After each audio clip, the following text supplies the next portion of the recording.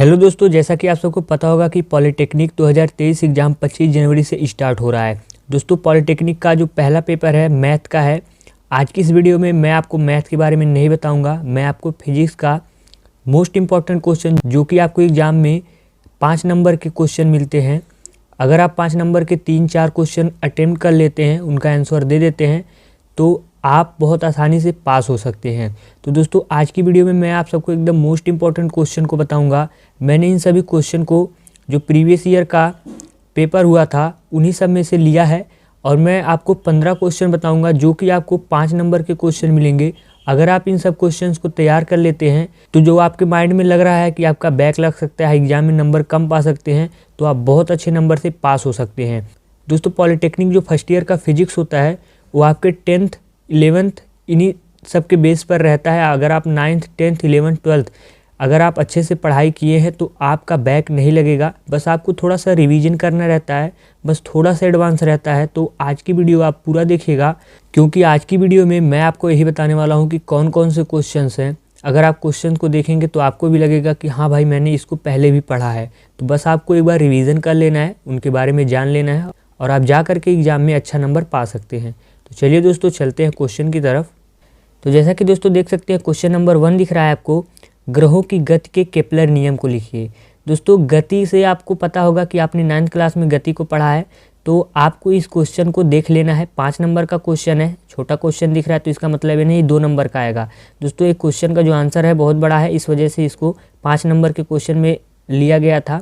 2018 और 19 में पूछा गया था इस क्वेश्चन को। दोस्तों, क्वेश्चन नंबर 2 है आपका, घर्षण क्या है? सीमांत घर्षण के नियम को लिखें, इसका दैनिक जीवन में क्या उपयोग है? अब दोस्तों देख सकते हैं क्वेश्चन नंबर 2 में आपको 3 क्वेश्चन मिल रहे हैं, इस वजह से मैं जो 5 नंबर के क्वेश्चन हैं उनको बता रहा हूं, क्योंकि अगर आप इन क्वेश्चंस को तैयार कर लेते हैं तो आपका 2 नंबर 1 नंबर वाला क्वेश्चन भी यहाँ से तैयार हो जाएगा। जैसे मान लीजिए अगर 2 नंबर में घर्षण क्या है तो आप तुरंत लिख देंगे। अगर आप घर्षण क्या है, सीमांत घर्षण के नियम लिखें, इसका दैनिक जीवन में क्या उपयोग, इस क्वेश्चन को तैयार किए रहेंगे तो आप तुरंत इसका आंसर दे देंगे। तो यहाँ पर दोस्तों तीसरा क्वेश्चन जो दिख रहा है आपको, अभिकेंद्रीय त्वरण की परिभाषा दीजिए। आर त्रिज्या के वृत्तीय पथ पर v चाल से घूमते हुए एक कण के लिए अभिकेंद्रीय त्वरण का व्यंजक प्राप्त कीजिए। इस क्वेश्चन को भी दोस्तों आपको देख लेना है, मोस्ट इंपॉर्टेंट क्वेश्चन यहाँ पर मैं लाया हूँ, इधर उधर का क्वेश्चन नहीं है। क्वेश्चन नंबर 4 है दोस्तों, एक कृत्रिम उपग्रह के घूमने के आवर्तकाल का व्यंजक प्राप्त कीजिए तथा भूस्थैतिक उपग्रह क्या होता है? क्वेश्चन नंबर 5 है दोस्तों, द्रवों से संबंधित पृष्ठ तनाव और श्यानता गुणों को समझाइए। द्रवों के प्रभाव में रेनॉल्ड संख्या का क्या महत्व है? दोस्तों, मैं आपको बता दूं, यहाँ पर पृष्ठ तनाव और श्यानता 2 शब्द आपको दिख रहे हैं, इन दोनों के बारे में आपको अच्छे से जान लेना है, क्योंकि दोस्तों कभी कभी इनके बारे में वर्णन करने के लिए भी आ जाता है। आगे मैं आपको बताऊंगा, आया भी है, क्वेश्चन को मैंने लिया भी है। दोस्तों, क्वेश्चन नंबर 6 है, कार्य ऊर्जा प्रमेय का उल्लेख कीजिए तथा इसे सिद्ध कीजिए। आपको इस क्वेश्चन को भी देख लेना है। क्वेश्चन नंबर 7 है, रेखीय क्षेत्र एवं आयतन प्रसार गुणांक को परिभाषित कीजिए तथा इसके बीच संबंध को निगमित कीजिए। क्वेश्चन नंबर 8 है दोस्तों, घर्षण को परिभाषित कीजिए। चलते वाहन, साइकिल इत्यादि के ब्रेक प्रणाली में घर्षण के उपायों को समझाइए। क्वेश्चन नंबर 9 है दोस्तों, बर्नौली प्रमेय को सिद्ध कीजिए तथा इसका एक उपयोग भी लिखिए। क्वेश्चन नंबर 10 है दोस्तों, अभिकेंद्र त्वरण को परिभाषित कीजिए। रेखीय वेग तथा त्रिज्या के पदों में इसके व्यंजक की निष्पत्ति कीजिए। दोस्तों, ये क्वेश्चन मोस्ट इंपॉर्टेंट है। ऊपर भी जो क्वेश्चन दिया था त्रिज्या और वेग v के लिए, तो यही वाला क्वेश्चन था, बस इसको थोड़ा सा घुमा दिया गया, इस वजह से मैंने इस क्वेश्चन को भी ले लिया है ताकि आपको पता चल जाए कि इस तरीके से भी क्वेश्चन आपके सामने आ सकता है। अब दोस्तों क्वेश्चन नंबर 11, लिफ्ट में एक व्यक्ति के प्रतीत होने वाले भार का वर्णन कीजिए।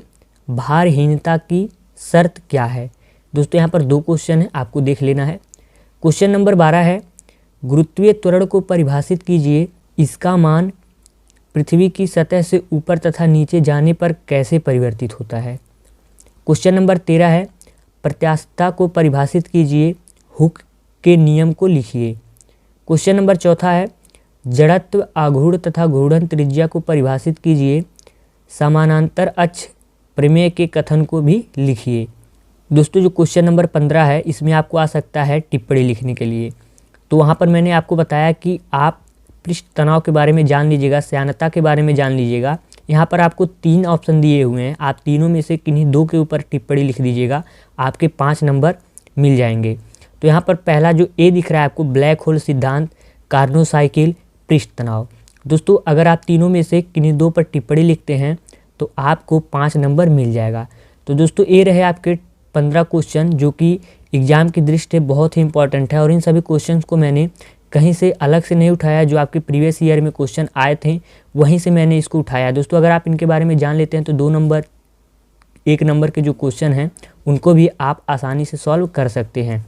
तो दोस्तों इसका जो PDF है मैं आपको अपने टेलीग्राम चैनल पर दे दूंगा, क्योंकि यहाँ पर यूट्यूब पर सभी चीज़ों को देना अलाउ नहीं रहता है। किसी चीज़ का लिंक शेयर करते हैं तो कॉपीराइट का मामला रहता है। इस वजह से आप टेलीग्राम पर भी जा करके सब्सक्राइब कर लीजिएगा, क्योंकि वहाँ पर भी जो यूट्यूब पर नहीं बता सकता हूँ, जो चीज़ यूट्यूब पर प्रोवाइड नहीं करवा सकता हूँ, उन सभी चीज़ों को आपको टेलीग्राम पर मैं दे दूँगा। वहाँ से आप लोग बहुत आसानी से पा सकते हैं। तो चलिए दोस्तों मिलते हैं अगली वीडियो में, तब तक के लिए धन्यवाद।